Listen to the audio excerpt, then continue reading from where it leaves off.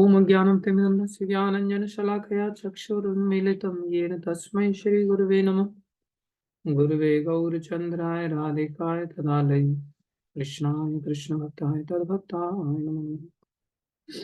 हरे कृष्ण। हार्दिक अभिनंदन है, स्वागत है सभी का।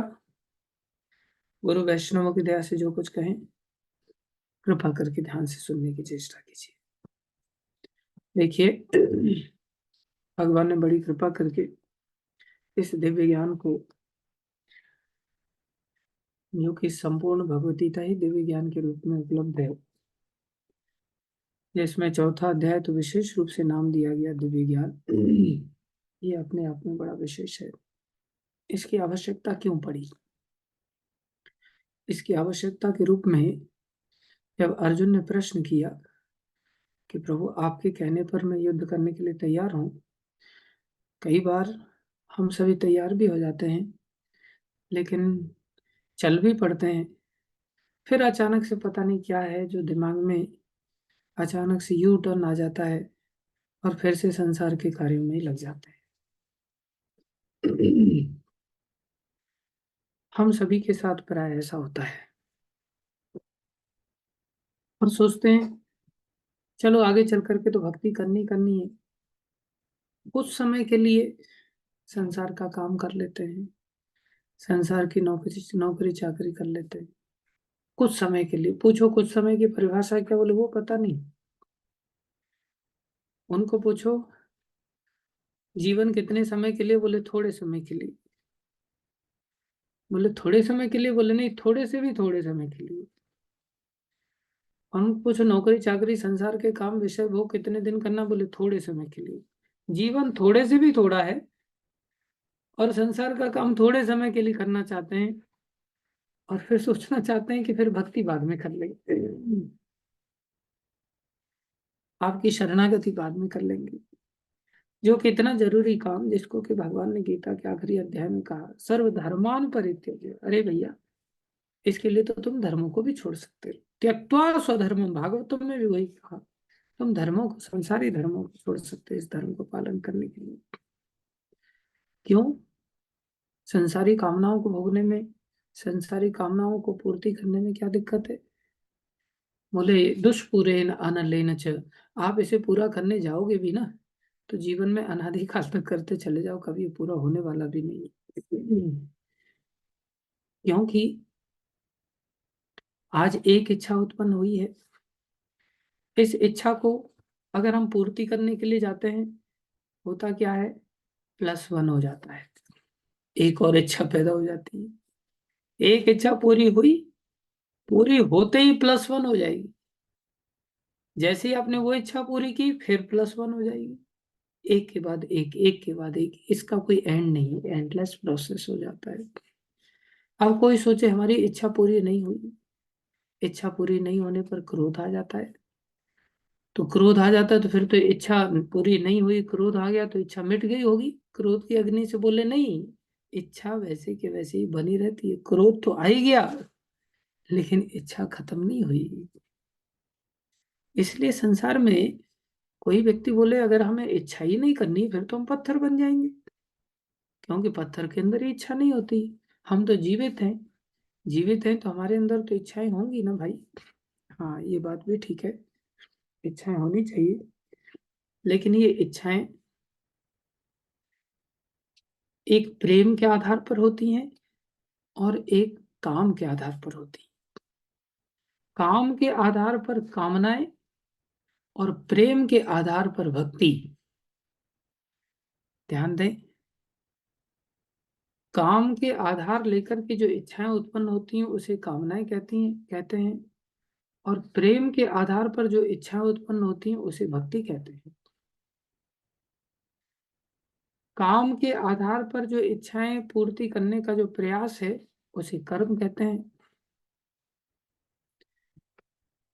और जो प्रेम के आधार पर जो प्रयास है, जो इच्छाएं हैं, उसे सेवा कहते हैं, वो कर्म नहीं कहलाता।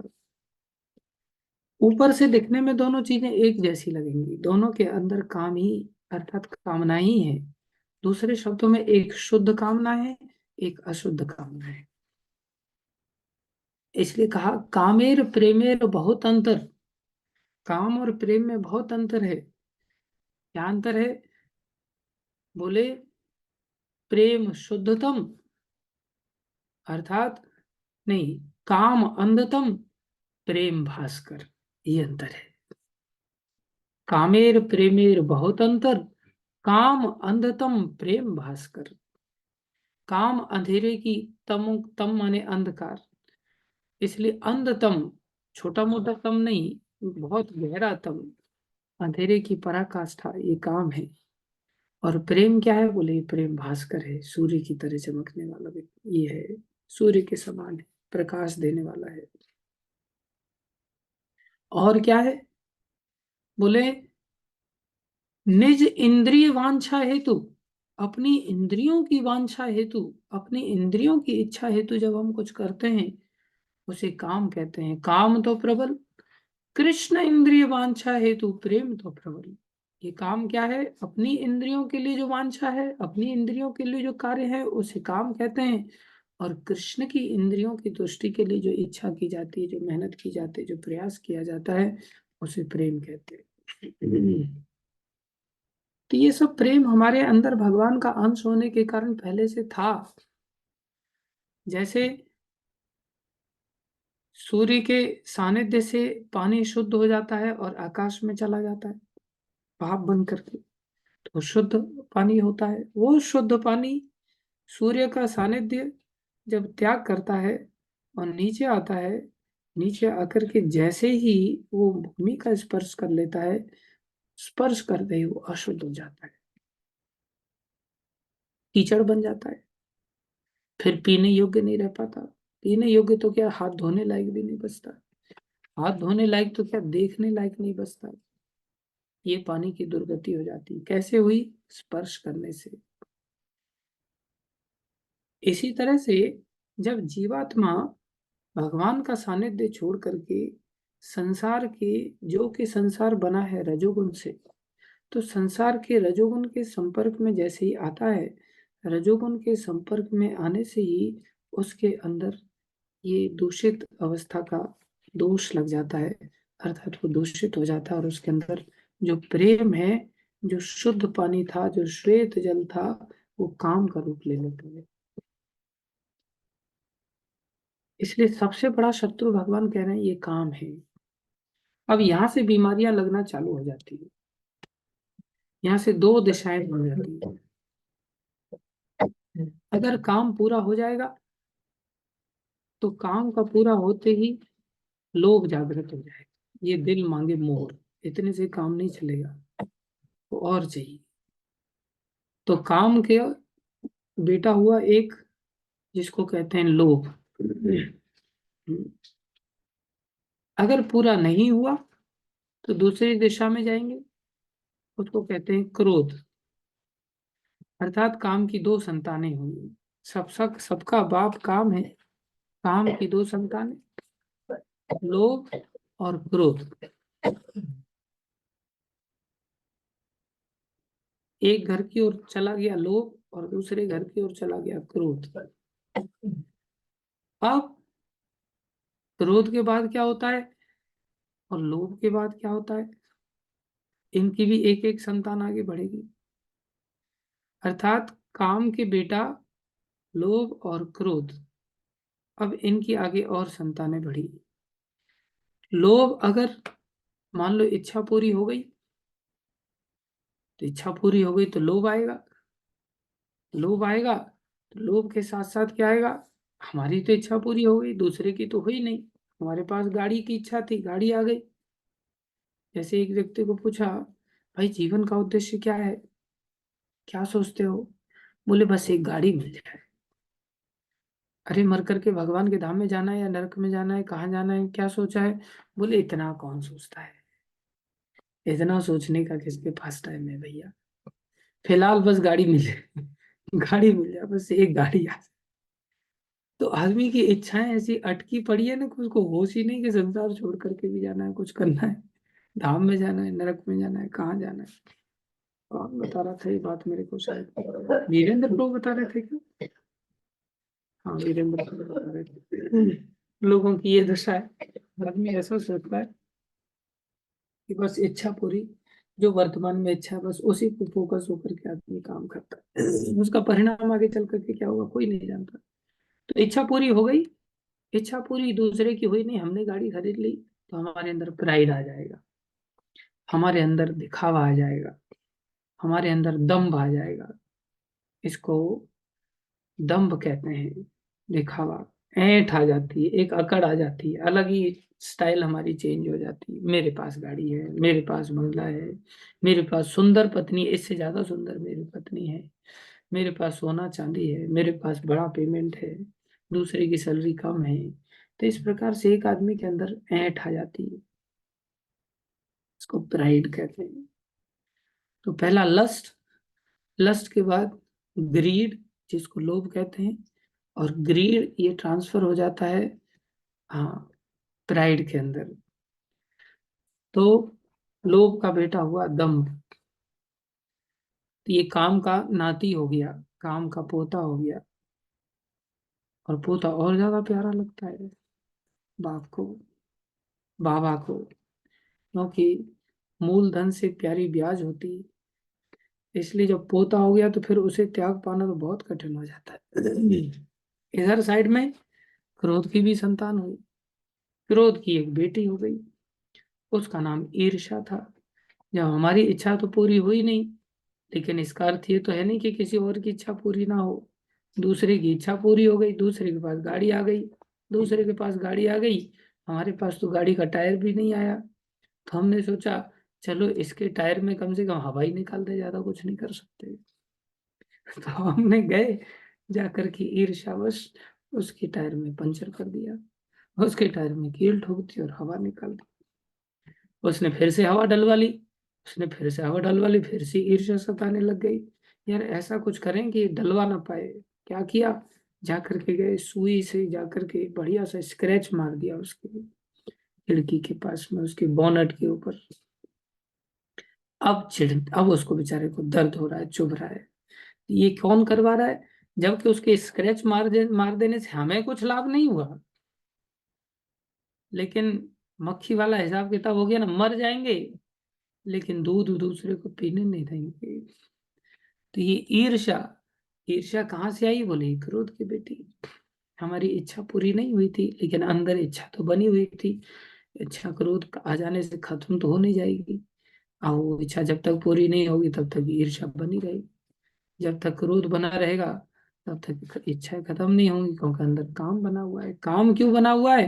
क्योंकि काम प्रेम में परिवर्तित नहीं हो पाया, बल्कि प्रेम काम में परिवर्तित हो गया संसार की कुसंगति के कारण। तो ये समस्याएं हैं पांच विशेष रूप से। पहला काम, काम से इधर साइड में जाएंगे तो लोभ, लोभ से इधर साइड में जाएंगे तो दंभ, और आगे इस साइड में जाएंगे तो क्रोध, और क्रोध से ईर्ष्या। ये काम से पैदा हुई। अच्छा, एक और समस्या है इसमें, पांचों की एक एक संतान पैदा हो जाती है, और उसका एक ही नाम है, उसको कहते हैं मोह।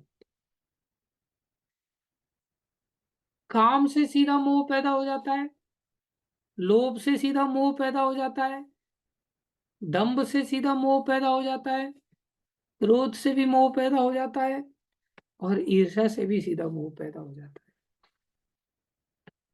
कहीं ना कहीं तो मोह पैदा होगा ही होगा। कोई काम से पैदा नहीं होगा, होने देगा तो उसे लोभ से हो जाएगा, लोभ से पैदा नहीं होने देगा तो उसे दंभ से पैदा हो जाएगा, दम्भ से भी कोई रोक पाएगा तो इधर क्रोध से पैदा हो जाएगा, क्रोध से भी नहीं होने देगा तो उस साइड में वो ईर्ष्या से पैदा हो जाएगा। मोह क्या है? मोह मतलब पागलपन, मोह मतलब इल्यूजन, इल्यूजन मतलब भ्रम।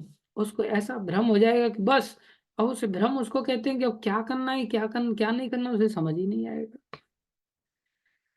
अब जैसे काम अचानक से जागृत हो गया, काम मतलब इच्छाएं, और इतनी प्रबल इच्छा, सबसे ज्यादा प्रबल इच्छा तो पुरुष के प्रति स्त्री का आकर्षण और स्त्री के प्रति पुरुष का आकर्षण, ये सबसे प्रबल इच्छा हो जाती है। इसमें आदमी भूल जाता है कि भाई अगर हम बलात्कार कर बैठे तो हमें कितने वर्षों तक जेल जाना पड़ेगा, अगर हमने कुछ ऐसा कर दिया तो पता नहीं क्या होगा। वो भूल जाता है और संसार में दुष्कर्म कर बैठता है, फिर परिणाम भोगता रहता है। इसी प्रकार क्रोध में वो भूल जाता है सामने बाप है कौन है, सीधा ईंट उठाता है और खोपड़ी पे मार देता है। ऐसा होते हुए हमने अपनी आंखों से देखा है।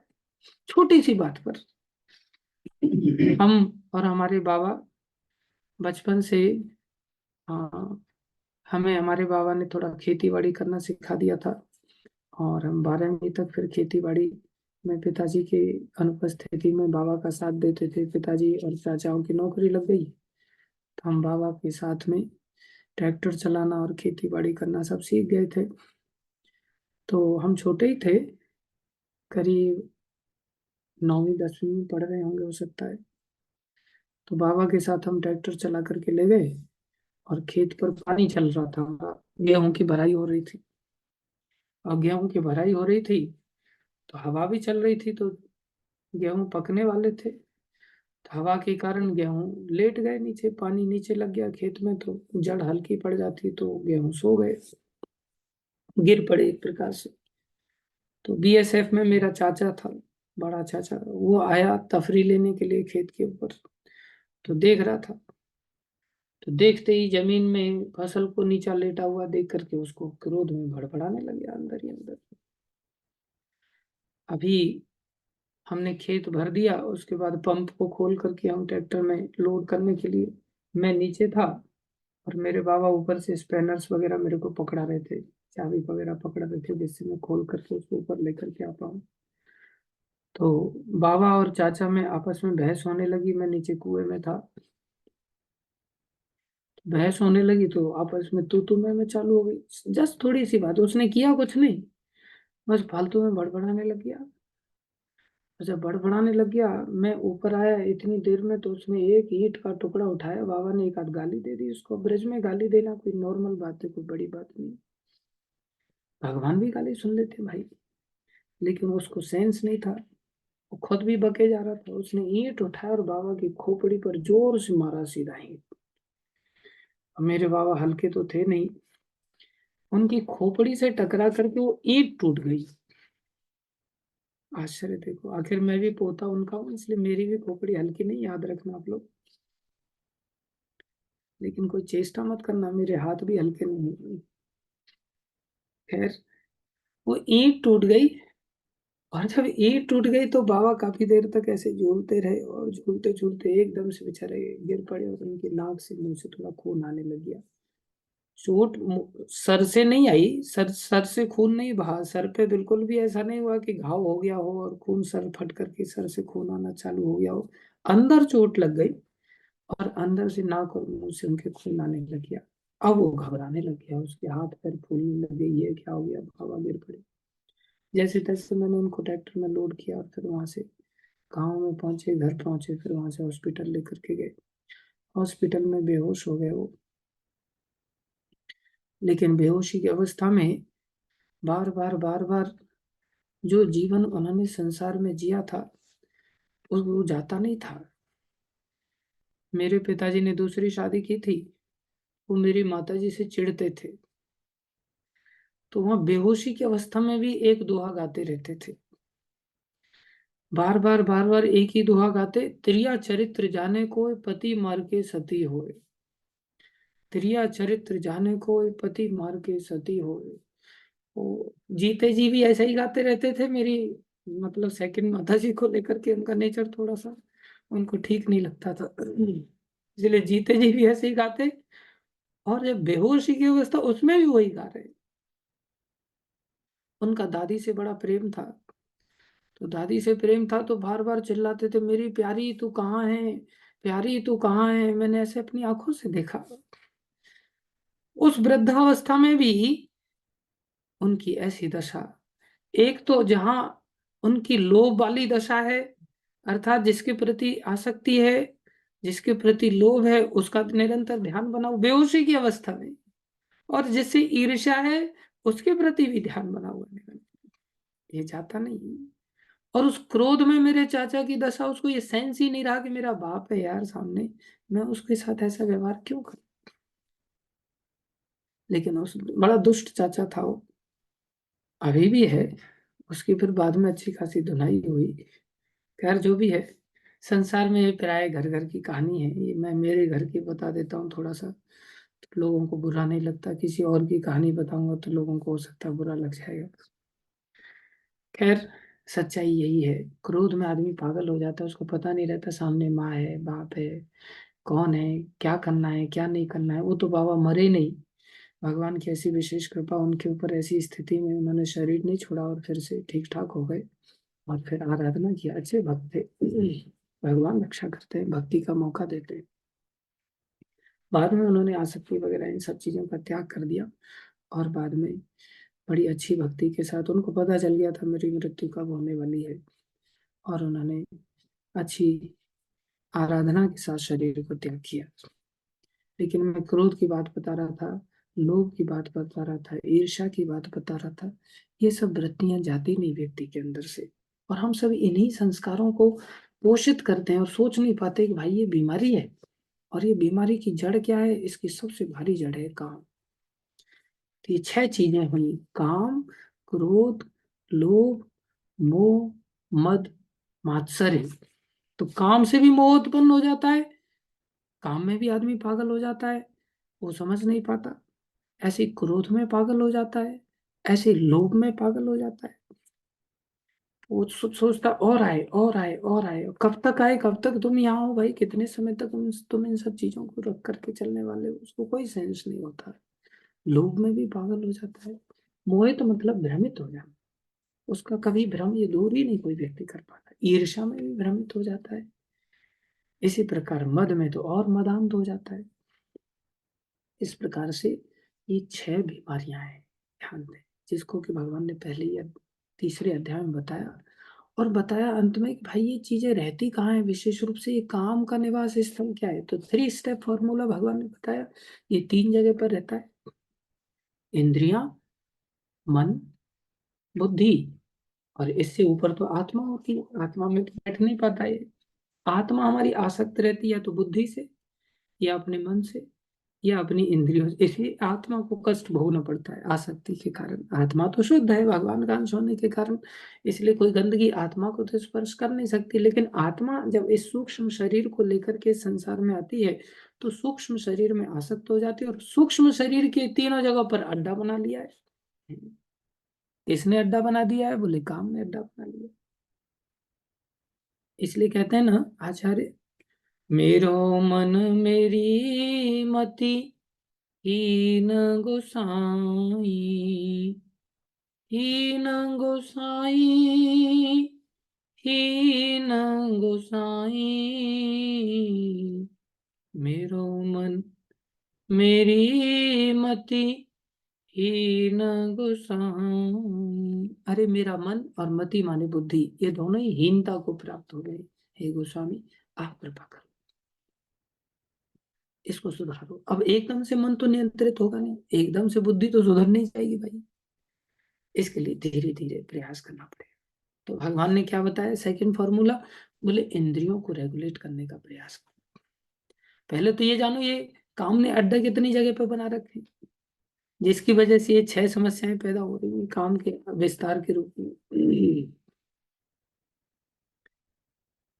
तो इंद्रियां, मन और बुद्धि, इन 3 जगहों पर इसका स्थान है। हम सोचते हैं, हमारी यही तो सबसे बड़ी समस्या है, हम सोचते हैं हमसे ज्यादा बुद्धिमान कोई है ही नहीं। अरे मूर्ख, तेरी बुद्धि तो पहले ही खराब कर दी है इस काम ने, क्योंकि काम वहां पर बैठा हुआ है। तुम्हारा मन पहले ही खराब हो गया, इसलिए गुरु महाराज से मलिन मन की कोई कोई बात अच्छी है, कोई कोई बात बेकार है, ऐसा नहीं हर बात बेकार है। गुरु महाराज कहते हैं मलिन मन की हर बात बेकार। अरे मलिन मन की नहीं, हम मलिन बुद्धि भी हमारी मलिन है, और इंद्रियां तो हमारी पहले से ही दूषित हैं। तो भगवान क्या करें, इंद्रियों को सबसे पहले रेगुलेट करने का प्रयास करो। एकदम से तुम मन को नहीं नियंत्रित कर पाओगे, एकदम से बुद्धि को नियंत्रित नहीं कर पाओगे। इंद्रियों को क्या करो, रेगुलेट करने की चेष्टा करो। अर्थात इंद्रियों को खिलाना बंद मत करो, खिलाओ, भगवान का प्रसाद खिलाओ, इतना तो रेगुलेट कर दो कम से कम। अब भगवान का भी प्रसाद की कोई लिमिट नहीं होती, कई बार हम लिमिट तोड़ करके प्रसाद खाते रहते हैं, और उसमें प्रसाद में प्रसाद बुद्धि होती नहीं हमारी। पहले तो भूख लगा के खाओ, इतना ही चालू कर दो, उसके पश्चात उसको और रेगुलेट करो कि हाँ भाई मेरे को दिन में 3 बार खाना है या 4 बार खाना है, इससे ज्यादा नहीं। ऐसा नहीं कि गाय की तरह बस मुंह चलता रहता है और पेट भर जाता है तो टॉयलेट भागते हैं, फिर वहां जाकर के गाय जैसे खाती रहती है और गोबर करती रहती है, खाती रहती है और गोबर करती रहती है। वही हम लोगों का हिसाब किताब होता है कई बार। छोटे बच्चों का प्राय ऐसा, तो जैसे ही भोजन बन जाए थाली लेकर के दौड़ पड़ते बेचारे, वो सेंस नहीं लगा पाते भाई। जीवन को थोड़ा रेगुलेट करने की आवश्यकता होती है। इसलिए इंद्रियों को सबसे पहले भगवान का प्रसाद खिलाना सिखाएं, दूसरा इंद्रियों को रेगुलेट करने की चेष्टा करें। ये भी रेगुलेशन की शुरुआत है, हर स्टेप पर रेगुलेट करने की आवश्यकता है। उसके पश्चात बोले मन को नियंत्रित करना होगा। मन को कैसे नियंत्रित करना होगा? बोले मन, इंद्रियों से ऊपर मन है और मन से ऊपर बुद्धि है, इसलिए बुद्धि का एक नाम मनीषा भी है। मनीषा कोइराला नहीं, केवल मनीषा, अर्थात मन की ईशा, मन की ईश्वर। मन की ईश्वर मतलब जो मन को नियंत्रित करने वाली, ईश्वर मतलब नियंत्रक। इसलिए जो मन को नियंत्रण में रखती है उसे बुद्धि कहते हैं। आज हमारी स्थिति ऐसी है कि जो बुद्धि है वो बिल्कुल खराब हो गई है, उसने नियंत्रण ही छोड़ दिया है। जैसे देखा जाए तो बच्चे, बच्चे के ऊपर माँ और माँ के ऊपर बाप, ये सिस्टम होता है। अगर ये सिस्टम रहेगा तो ये सिस्टम के अंतर्गत फिर बच्चों का जीवन अच्छा हो जाएगा, फिर माँ का जीवन अच्छा रहेगा, और साथ में पिता का जीवन या पति का जीवन अच्छा रहेगा। लेकिन आज कल सिस्टम हो जाता है क्या, बच्चों के अंतर्गत माँ रहती है और माँ के अंतर्गत बाप रहता है।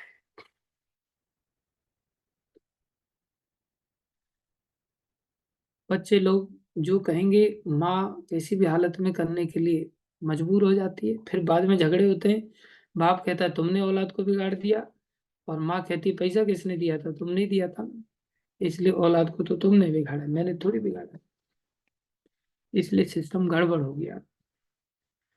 बाप का बुद्धि खराब है इसलिए वो सोचता है पत्नी की बुद्धि बहुत बढ़िया है, इसलिए ये जो बात कहती है सब ठीक है। नहीं, ये सिस्टम ही नहीं है।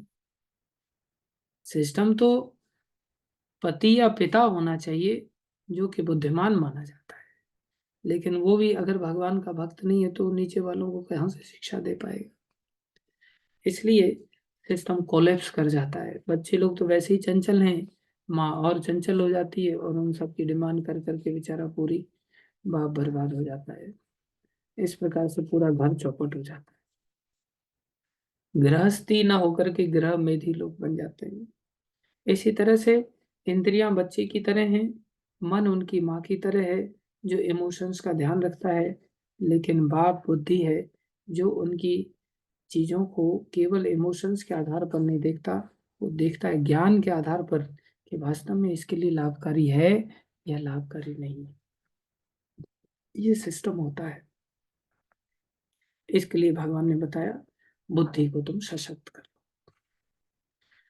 तो बुद्धि को सशक्त कैसे किया जा सकता है? जिससे कि बुद्धि मन के अधीन ना हो, बुद्धि को स्ट्रांग बना दो। कैसे बुद्धि को स्ट्रांग बनाया जा सकता है? बोले उसके लिए खुराक देनी पड़ेगी बुद्धि को। खुराक है दिव्य ज्ञान। खुराक बहुत जरूरी है। खुराक से काम बहुत जल्दी हो जाता है, ताकत बहुत जल्दी आ जाती है। जब हमें ट्रैक्टर चलाना आ गया, हम छोटे से थे, 6वीं में पढ़ते थे, तो घर वालों ने देखा ये तो ड्राइवर से भी बढ़िया ट्रैक्टर चला लेता है, तो खेती बाड़ी की जिम्मेदारी इसी के सर पर डाल दी जाए। तो उन्होंने देखा लेकिन शरीर कमजोर है, इसके पैर अभी तक क्लच ब्रेक तक पहुंचते नहीं अच्छी तरह से, ये पूरा खड़ा हो जाता है तब जाकर के क्लच ब्रेक दबा पाता है। तो घर वालों ने क्या सोचा, ताकत लाने के लिए बोले इसको बढ़िया बादाम घोट घोट करके अच्छी तरह से पीस पीस करके इसको दूध पिलाया जाए। तो रोज हमारे लिए सुबह कम से कम 1 लीटर दूध तो कम से कम अच्छी तरह से बादाम पीस पास करके मेहनत करके, बोले इतना पैसा ड्राइवर को देने से अच्छा है इसको ही खिला दिया करेंगे। खिला पिला करके उन्होंने शरीर हमारा बड़ा अच्छा बना दिया था उस समय में। लेकिन पढ़ाई लिखाई करने के लिए चले गए तो फिर खेती बाड़ी से दूर हो गए और फिर भी केवल कलम चलाने का काम आ गया, उसके कारण आलसी बन गए। तो खुराक से शरीर स्वस्थ हो जाता है। इसी प्रकार खुराक खाने से, जैसे हमारे नरसिंह प्रभु हैं, ये खुराक का विशेष ध्यान रखते हैं तो इनका शरीर अपने आप में स्वस्थ रहता है, अच्छा खासा रहता है, काम भी अच्छा खासा करते हैं। तो खुराक इसी प्रकार से बुद्धि को दी जाए, अच्छी तरह से घोट घोट करके श्लोक पिलाए जाए, घोट घोट करके शिक्षाएं दी जाए, तो हमारी बुद्धि भी अच्छी बन सकती। उस बुद्धि के रूप में भगवान ने अर्जुन को, तैयार तो हो गए लेकिन फिर से यू टर्न ना लें भाई, जिससे बुद्धि हमारे मन को रोक सके। कहाँ जा रहा है, कान पकड़ करके सीधा चलो, इधर चलो, इधर नहीं जाना। बुद्धि सशक्त होनी चाहिए, उसके लिए चौथे अध्याय के रूप में भगवान ये दिव्य ज्ञान की शुरुआत करते हैं। इसलिए आज से हम इस चौथे अध्याय में आगे बढ़ गए। श्री भगवान उवाच इमं विवस्वते योगम प्रोक्तवान अहम अव्ययम विवस्वान मनवे प्राय मनुरिक्ष्वाक्वे अब्रवीत।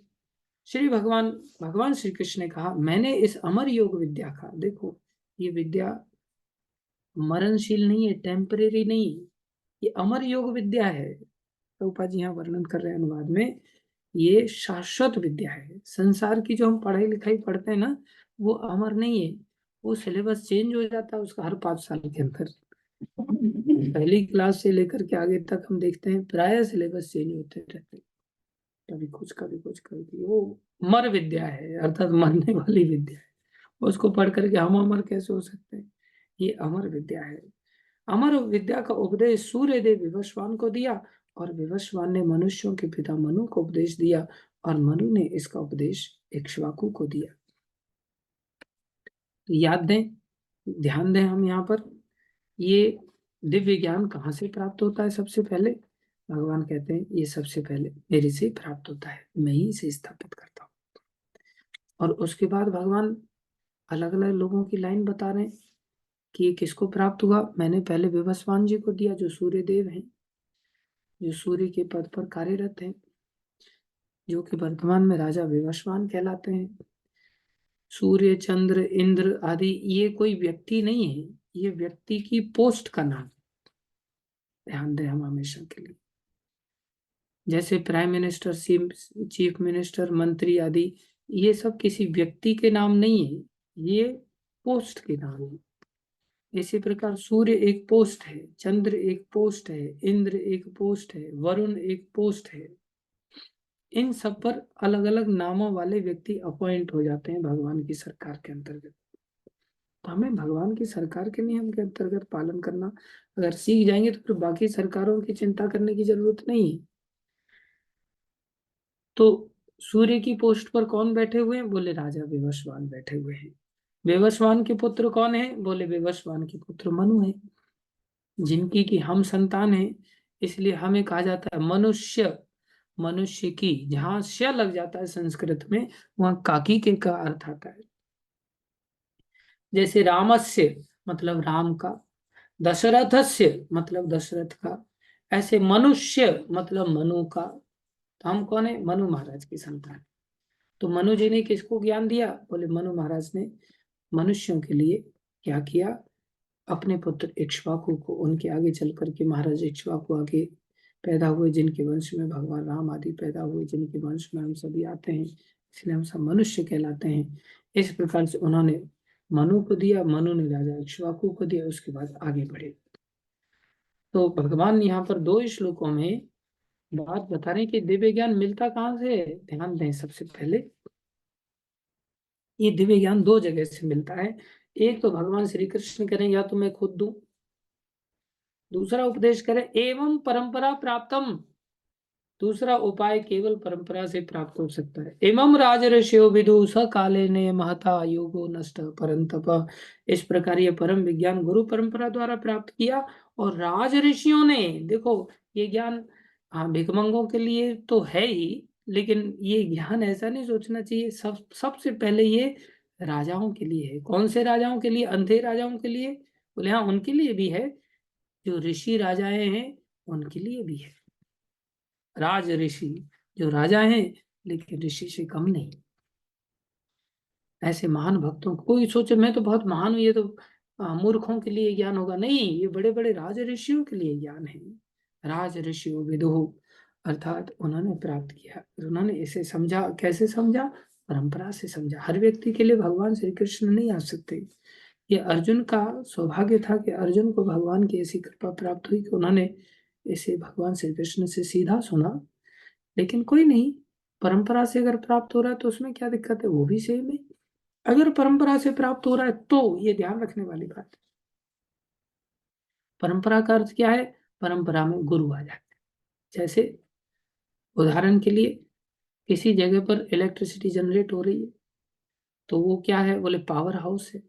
जहाँ पावर जनरेट हो रही है वहां से बड़े बड़े खम्भों के द्वारा बड़ी बड़ी मात्रा में आगे लाइन बढ़ाई जाती है, और वहां से पोल से पोल, पोल से पोल, पोल से पोल कनेक्ट करके तारों से और फिर लोगों तक पहुंचाई जाती है। फिर वहां पर एक ट्रांसफार्मर रखा जाता है, और उस ट्रांसफार्मर से फिर आगे चल करके जिसको जितनी आवश्यकता में लाइट की क्षमता है ग्रहण करने की, उतनी आवश्यकता के अनुसार स्टेप डाउन करके या स्टेप अप करके उसको लाइट दी जाती है। फिर वहां से वो सॉकेट्स में चली जाती है, सॉकेट्स में प्लग डालते हैं, तब हमारे इंस्ट्रूमेंट्स चलने लगते हैं।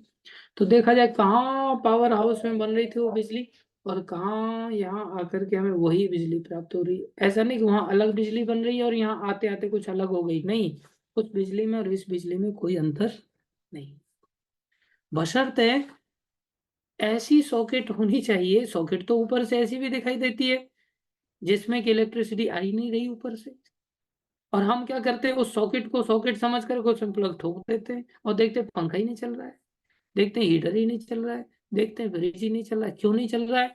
भैया, सॉकेट तो सॉकेट जैसी ऊपर से दिख रही है, लेकिन वो सॉकेट का कनेक्शन भी तो तुम्हारा ट्रांसफार्मर से होना चाहिए, वहां लोकल के नहीं होना चाहिए। जो करंट पोल है तुम्हारे घर तक का, सामने जो पोल पहुंचा वहां तक कनेक्ट होना चाहिए कि नहीं होना चाहिए?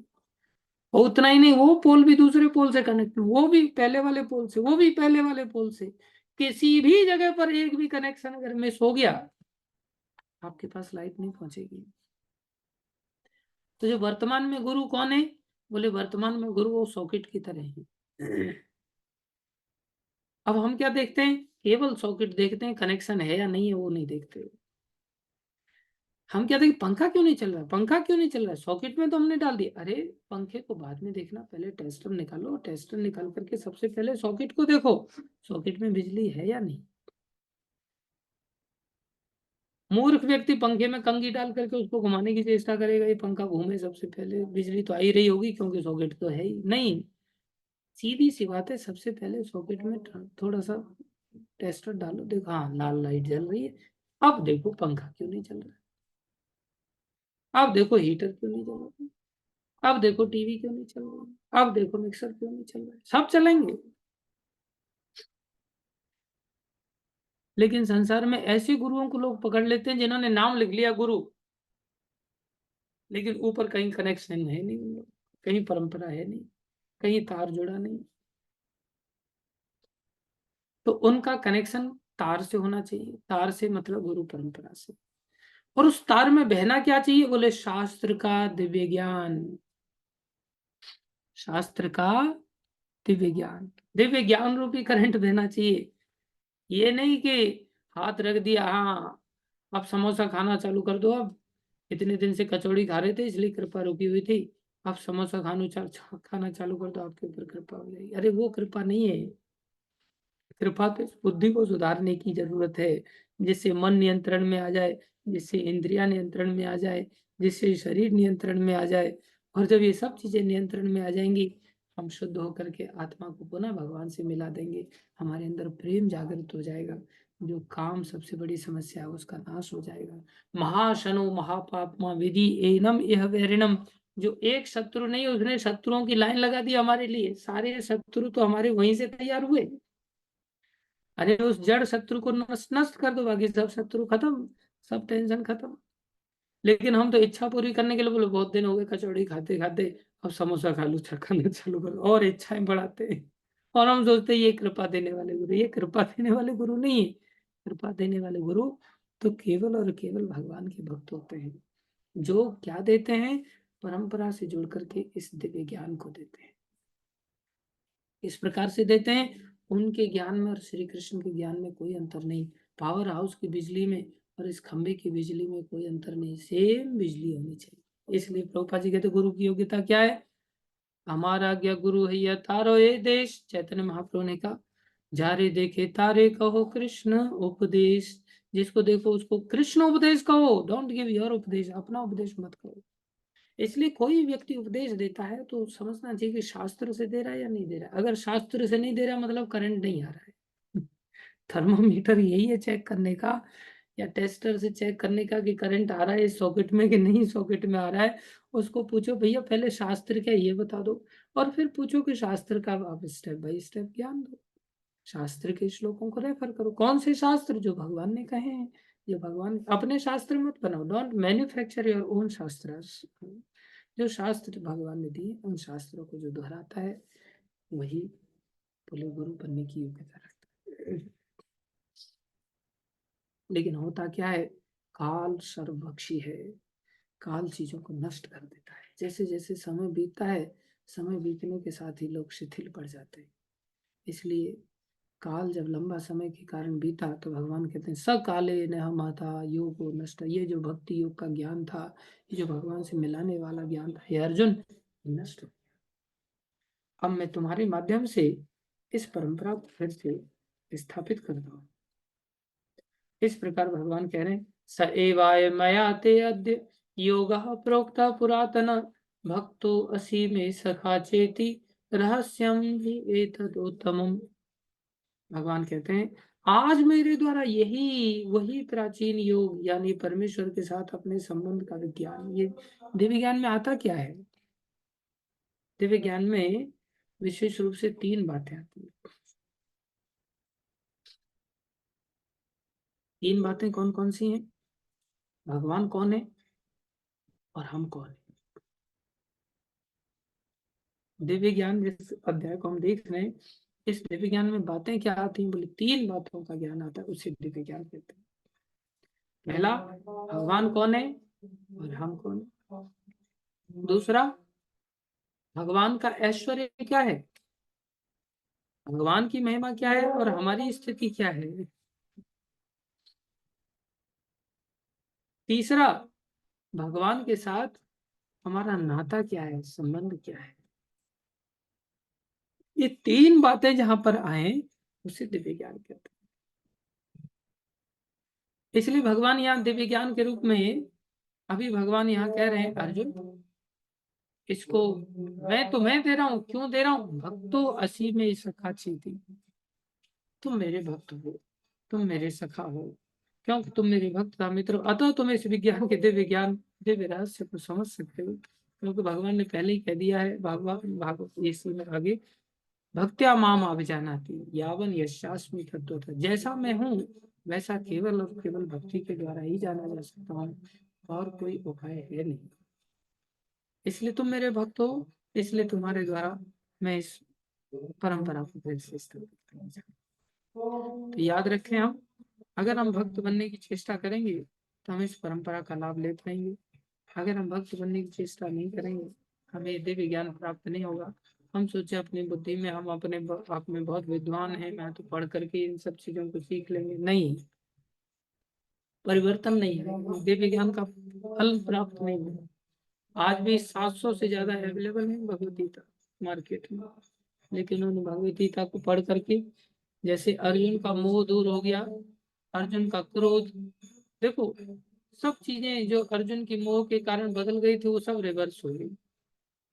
और हमारे जीवन में कोई परिवर्तन आता है क्या? क्यों नहीं परिवर्तन आता है? क्योंकि हमको दिव्य ज्ञान मिलते हैं, हम वैसे की वैसे ही बने रहते हैं। लेकिन प्रभुपाद जी की इस गीता के माध्यम से लोगों के अंदर परिवर्तन आता है। इसलिए दिव्य ज्ञान का अर्थ है परिवर्तन आना। तो ये परिवर्तन तब आएगा जब थोड़ा सा भक्ति की चेष्टा करें।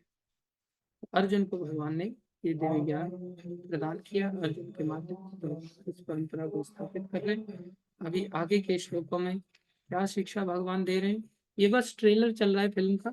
अभी 7वें अध्याय से लेकर के 12वें अध्याय तक भगवान पूरा दिव्य ज्ञान को विस्तार से समझाएंगे। तो पहले हम थोड़ा ट्रेलर समझते हैं। अभी तो ट्रेलर में ट्रेलर आ रहे हैं। पहला ट्रेलर था दूसरा अध्याय, उसके पश्चात सार जिसमें गीता सार, जिसमें भगवान ने सारी की सारी बातें बहुत संक्षेप में बता दी थी। अभी भगवान थोड़ा सा अर्जुन के प्रश्न का उत्तर देते हुए कि प्रभु क्या समस्या है जो न चाहते हुए भी हमें गिरा देती है। भगवान ने बताया वो समस्या काम है, इस काम को अगर आप मार सकते हो तो मारो। इस 3 जगह पर रहता है, इसको रेगुलेट करो और बुद्धि को सशक्त बनाओ। धीरे धीरे करो। बुद्धि को दिव्य ज्ञान से सशक्त बना सकते हो। दिव्य ज्ञान मेरे द्वारा प्रदान किया जाता है, या दिव्य ज्ञान मेरी परंपरा के द्वारा प्रदान किया जाता है, जो परंपरा काल के प्रभाव से नष्ट हो गई थी। अब मैं इस काल के प्रभाव से नष्ट हुई परंपरा को फिर से स्थापित तुम्हारे द्वारा करना चाहता हूँ। देखो भगवान भक्तों को यहाँ लेकर के आते हैं, भक्तों को स्वयं उनके नित्य पार्षद है, उनके माध्यम से भगवान हम जैसे मूर्खों के लिए ये आपस में सेशन चालू कर रहे हैं भगवत गीता का, जिससे कि हम भी इस दिव्य ज्ञान को प्राप्त करके संसार के इस आवागमन की समस्या से, इन 6 शत्रुओं से, काम, क्रोध, लोभ, मोह, मद, मत्सर, ईर्ष्या, दंभ, कपट, इन सब चीजों से जो दुनिया भर के दोषों की जड़ है, इन सबसे बाहर आ सके, जीवन को सफल। थैंक यू सो मच सभी भक्तों का धैर्यपूर्वक श्रवण करने के लिए और रेगुलरली जुड़ने के लिए। बाकी आने वाले समय में 5 दिन के अंतर्गत हम इस दिव्य ज्ञान को सीखेंगे, समझेंगे।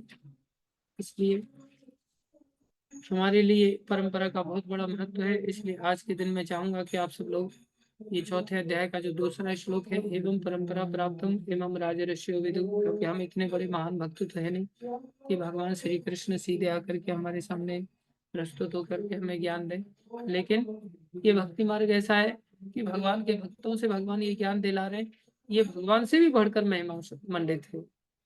ये भगवान से सीधा ज्ञान प्राप्त हो, उससे भी ज्यादा शक्तिशाली है कि भगवान के भक्तों से जब ज्ञान प्राप्त होता है वो और ज्यादा अच्छा होता है। इसलिए हम और ज्यादा सौभाग्यशाली। इसलिए वाला श्लोक आप सभी आज के दिन याद करेंगे। एवं परंपरा प्राप्तम एवं राजर्षि विदु सकाले ने महता। हरे कृष्णा, प्रणाम सभी भक्तों को। यस अंशिका माता जी, क्या प्रश्न है आपका प्लीज?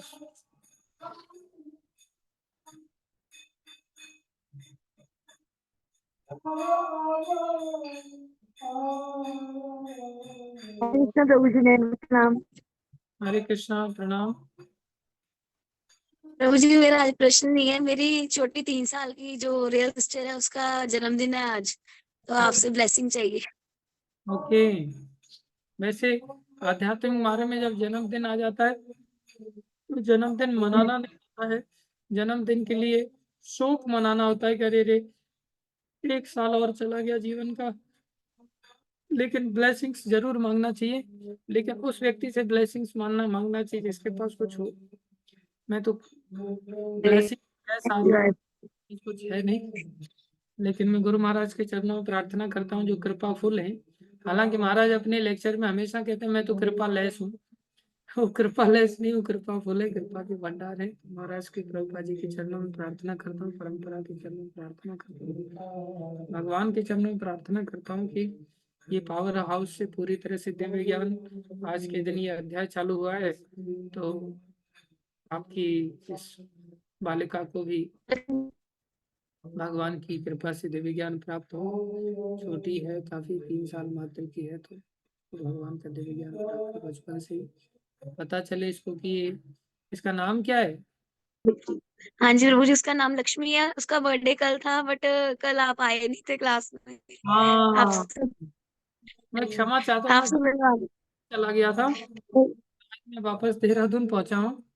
एक दिन के लिए मेरे को गोवर्धन जाना पड़ा था, तो मैं यहाँ से काफी 7-8 घंटे का ड्राइव करके गए थे और थोड़े एंगेज हो गए थे काफी फोन फोन में। समस्याएं थोड़ी सी ऐसी आ गई थी, इसलिए उठ नहीं पाए सुबह में। उसके लिए हम क्षमा चाहते हैं। तो कल के दिन ही हम प्रार्थना करते थे उसके लिए, और उसका नाम तो लक्ष्मी है ही। लक्ष्मी तो उसके पास बस नारायण भी उसको प्राप्त हो, जो कि दिव्य ज्ञान के माध्यम से प्राप्त होते हैं। धन्यवाद। हरे कृष्ण। हरे कृष्ण। यस रवि कुमार जी।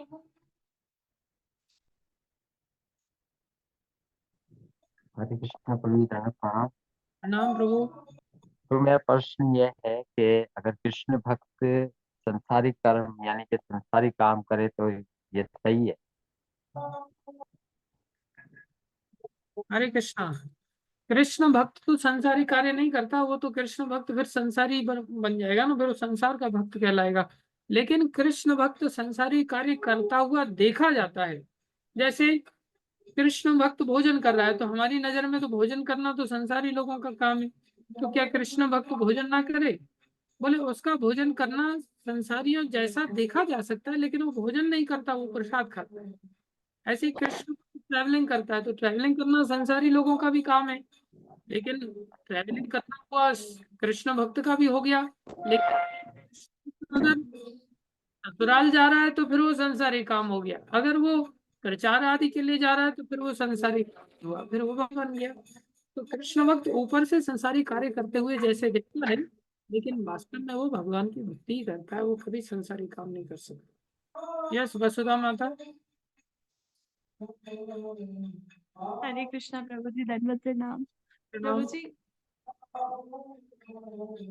बोलिए। प्रभु जी, मेरे मन में मतलब लाइक एक डाउट सा है कि जो आसक्त होती है वो हमारी आत्मा आसक्त नहीं होती है ना, वो मतलब मन आसक्त होता है यहाँ संसार से, या मतलब आत्मा भी आसक्त हो जाती है, वो तो शुद्ध चेतन होती है ना, कि क्या? हाँ, आत्मा को जब सूक्ष्म शरीर दिया जाता है ना, तो सूक्ष्म शरीर को प्राप्त करने के कारण आत्मा मन से आसक्त हो जाती है, आत्मा बुद्धि से आसक्त हो जाती है, आत्मा शरीर से आसक्त हो जाती है, आत्मा भी आसक्त होती है। आत्मा कैसे आसक्त होती है? मन के माध्यम से आसक्त होती है। आत्मा की यही तो भूल है, यही तो आत्मा के लिए पतन है। वो मन हमेशा उसके साथ ही रहता है, मन एक शरीर वाला दूसरे भी शरीर में जाता है, तीसरे भी शरीर में जाता है। इसलिए जब तक मन शुद्ध नहीं होगा, आत्मा इस मन के चंगुल से नहीं निकल पाएगी। जी प्रभु, थैंक यू प्रभु जी। हरे कृष्णा। यस नरसिंह प्रभु।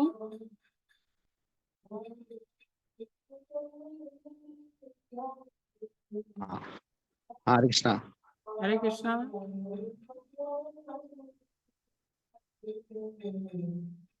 प्रभु जी, यहाँ पे आश्रम में भी रहते हैं तो कोई ऐसे गलत लोग आते हैं, वो व्यवहार अच्छा नहीं करते, उनके साथ भी फिर धक्का मुक्की, हम लोग मारपीट मार कुटाई कर देते, क्या वो भी काम का प्रभाव है क्या? नहीं, वो क्रोध का प्रभाव है, काम का नहीं। और वो क्रोध का प्रभाव, वो क्रोध का प्रभाव जरूरी है। बजरंग बली भगवान के बड़े भक्त कहलाए, हाँ। जब उन्होंने क्रोध करके और लंका को हम्म। जला दिया। लेकिन आश्रम के अंदर, अच्छा। आश्रम को आपस में नहीं जलाना चाहिए लड़ करके। बाहर से कोई आए तो उसकी लंका जला देनी चाहिए। तो बाहर का कोई व्यक्ति है, अच्छा, दुष्टता दिखा रहा है, जो चाहे भगवान कुछ भी हो। को परेशान कर रहा है, जो भगवान को परेशान कर रहा है, जो मंदिर को छेड़छाड़ कर रहा है, ऐसे लोगों की लंका जला देनी चाहिए। ऐसे लोगों की लंका जलानी चाहिए या उनको ही जला देना चाहिए? हाँ, पहले लंका जला दो, जब नहीं फिर भी दूसरी लंका बनाने लग जाए तो फिर उनको भी जला देना चाहिए। तो उनकी लंका का अपने को पता ही नहीं होता है ना, वही लोग सामने खड़े होते हैं। हाँ, तो थोड़ा उनको भी जला सकते हैं, तो चिंता की बात नहीं है, पूछ करके, लेकिन आज्ञा में। थोड़ा जलाएंगे, थोड़ा की पूरा जला देते हैं? हाँ, पूरा जला देंगे। अच्छा। पूछ के। हाँ। ठीक है, फिर आ जाओ फिर जल्दी, जलाते हैं। हरे कृष्णा। यस प्राण गोपाल प्रभु। हरे कृष्ण प्रभु जी, दंडवत प्रणाम। बहुत प्रभु। प्रभु जी, ऐसा है कि कल एक प्रश्न था। जी। वो प्रश्न कुछ ऐसा था कि शब्द प्रमाण कैसे महसूस किया जा सकता है, ऐसे कुछ प्रश्न था। तो मेरे हिसाब से तो काफी टाइम हो चुका था, तो मैं वो अच्छे से पढ़ा भी नहीं। वो उसके चार ऑप्शन में मुझे याद नहीं है। मुझे पहला ऑप्शन याद है, आंखें था, और आखिरी ऑप्शन जो था उसमें ईयर्स, कान थे। तो मैंने तो उस समय ईयर्स डाल दिया। अब मुझे ध्यान नहीं है, ना ही मैंने क्लास भी अच्छे से सुनी थी। तो आज सुबह को जैसे ही मैं उठा, तो पहले पहला पहला मेरे मन में यानी एक प्रश्न यही उठा कि मैंने तो ये उत्तर गलत डाल दिया, शब्द तो मुंह से बोले जाते हैं। तो फिर सारा दिन मेरे मन में यही चलता रहा कि मुंह से बोला जाता है, कानों से सुना जाता है, दोनों शब्द होते हैं। हाँ, तो शब्द का फिर प्रमाण यानी वो क्या हुआ, इंद्रिय, कौन सी इंद्रिय हुई? हाँ, शब्द प्रमाण को अगर प्रमाण समझना है तो उसके लिए इंद्रिय कान होती है। कान होती है। हाँ, हाँ, तीन क्योंकि प्रकार के प्रमाण होते जो, हैं: हाँ प्रत्यक्ष प्रमाण, अनुमान प्रमाण और शब्द प्रमाण। अगर हमें शब्द प्रमाण को अगर समझना है तो उसके लिए हमें कान का उपयोग करना चाहिए। जी प्रभु जी। फिर मैं थोड़ा लंबा भी खींच लिया था, मैंने कहा कोई बहरा होता है, गूंगा होता है, तो गूंगा बोल तो लेता है लेकिन उसको पता नहीं चलता वो क्या बोल रहा है, बोलते तो हम भी हैं, सही बात है। लेकिन वो बोल बोल तो वो भी रहा है लेकिन उसको पता नहीं चलता क्या बोल रहा है। लेकिन शब्द के लिए जो है सही शब्द हम कान से ही सुनते हैं। हाँ, लेकिन अगर वो पढ़ना सीख जाता है तो पढ़ लेता है, तो वो भी कान से सुनना ही हो गया। मान लो वो बहरा है लेकिन पढ़ना सीख गया वो, तो पढ़ने का अर्थ है उसने उस चीज को ग्रहण कर लिया। प्रमुख अच्छा। इंद्रियों के रूप में तो कान ही है, लेकिन कान का काम आंख से पढ़ करके भी हो सकता है। मेनली उसको उस चीज का भाव अंदर ग्रहण करना होगा, तो ग्रहण करने की स्थिति के लिए उसको आंखों का भी प्रयोग कर सकता है, त्वचा का भी प्रयोग कर सकता है। जैसे किसी व्यक्ति को 50 का नोट दिया, तो बहुत सारे अंधे होते हैं और बहरे होते हैं। ऐसी स्थिति में कौन सा नोट है तो देख करके पढ़, उसको छू करके एक्सपर्ट हो जाते हैं। हाँ, इसमें हाँ इनको सही। कुछ इस प्रकार से ट्रेनिंग दी जाती है, तो उस समय वो इंद्रिय श्रवण का ही कार्य कर रही है, उसको मैसेज को ग्रहण करने का कार्य कर रही है वो इंद्रिय। लेकिन प्रमुख रूप से ये कार्य कान के द्वारा ही किया जाता है। जी प्रभु जी, thank you. Thank you. Hare Hare Krishna. Krishna. Yes, Shakti माता।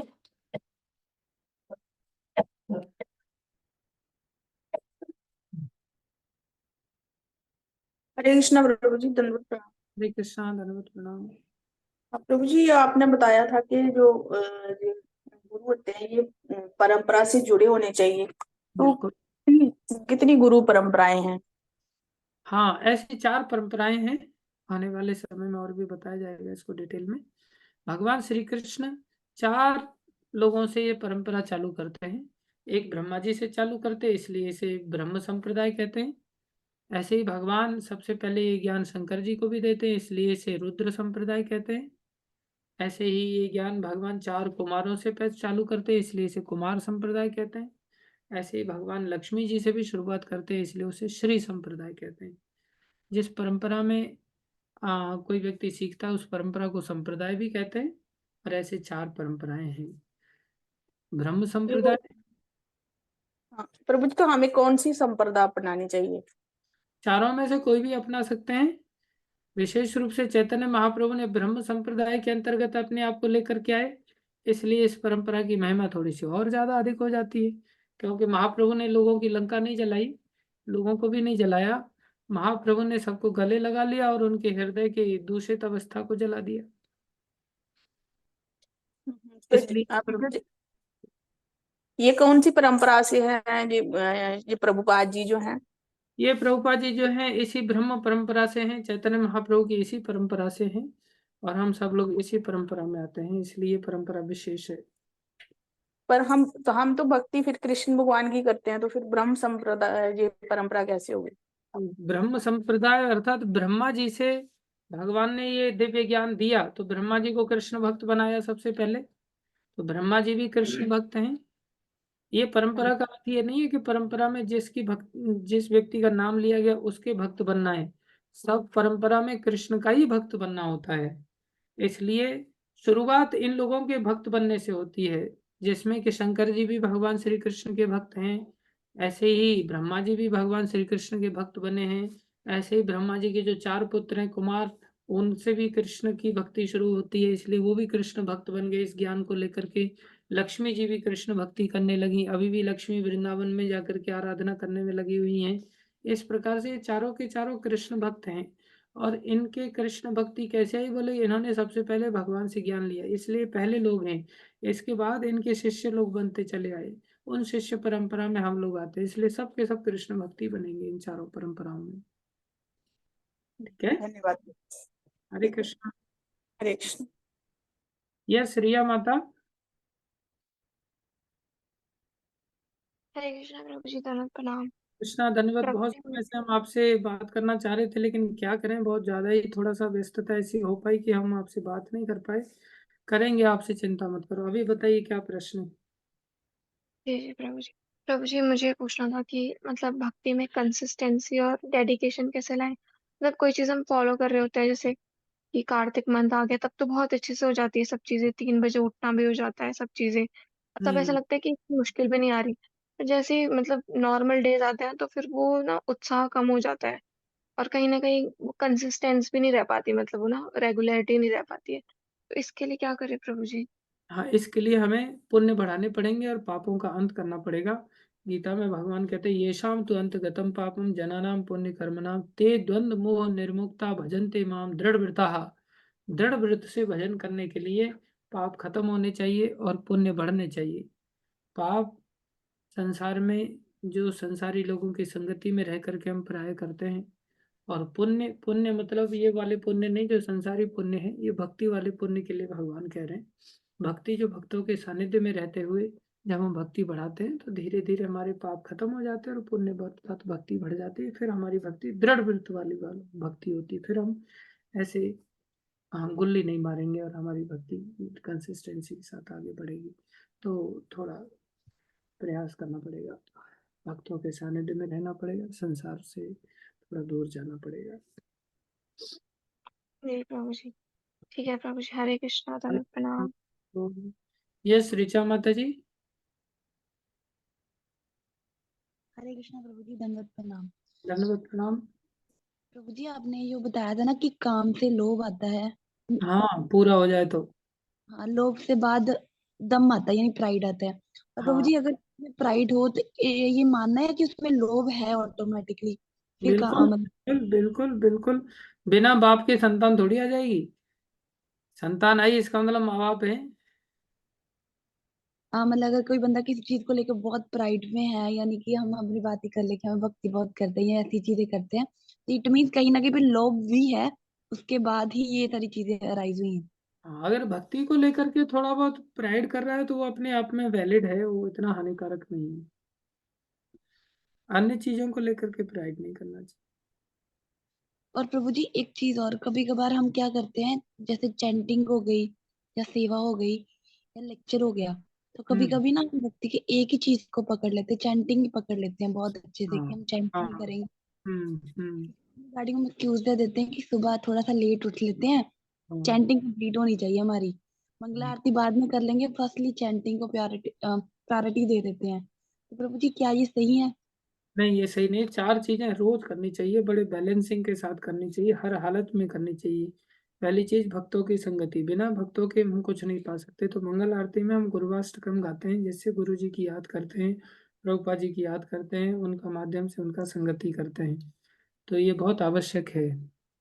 ग्रंथ आदि पढ़ना, ये आचार्यों के जो ग्रंथ पढ़ते हैं उस आचार्य का हम संगति कर रहे हैं, किसी आचार्य का जीवन चरित्र पढ़ रहे हैं उस आचार्य की संगति कर रहे हैं।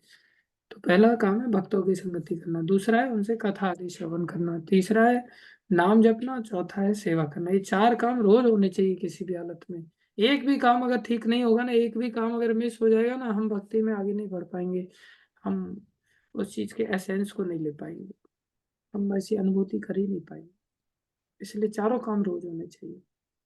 और प्रभु जी मैंने, सॉरी टू इंटरप्ट, मैंने ये भी सुना था कि अगर हम चैंटिंग करते हैं ना तो ये भी कहीं ना कहीं पे सेवा का पार्ट होता है। अब मुझे एग्जैक्ट नहीं पता होता है या नहीं होता, प्लीज मुझे गाइड कर दीजिए। तो हाँ कभी कभी फिजिकल फॉर्म में जाके सेवा नहीं कर पाते हैं, तो हाँ ये एक राइट वे है कि भगवान की सेवा करने का?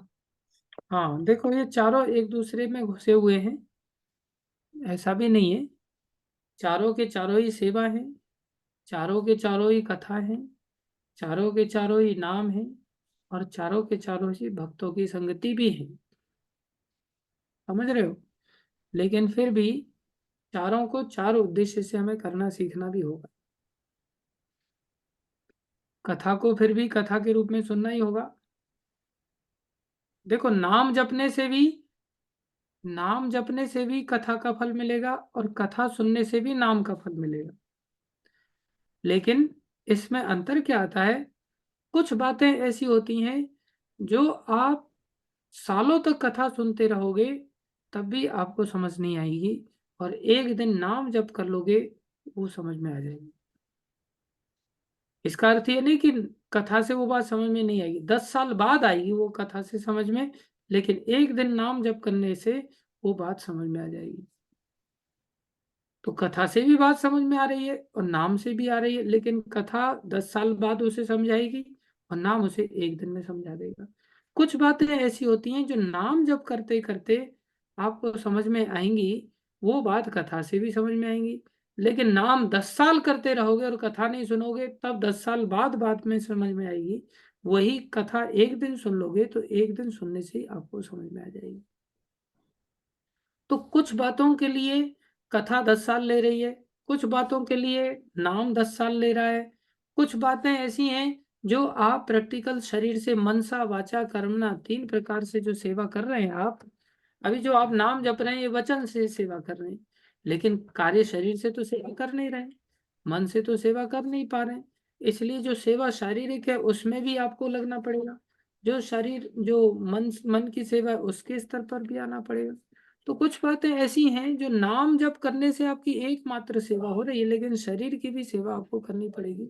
उस स्थिति में 10 साल तक आप नाम जप करते रहेंगे, वो बात से समझ में 10 साल बाद आएगी, लेकिन वही बात शरीर से जो आप सेवा करेंगे वो सेवा एक दिन में आपको समझा देगी।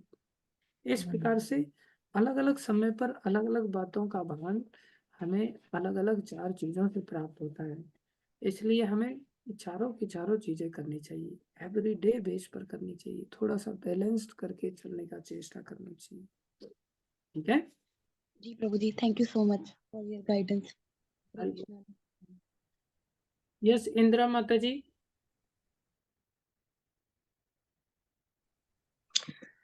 हरे कृष्णा प्रभु जी, सादर दंडवत प्रणाम। प्रभु जी, मैं ये अभी किसी डिवोटीज ने प्रश्न किया था कि संप्रदाय, हम किस संप्रदाय से जुड़े हैं, हमें कौन से संप्रदाय से जुड़ा।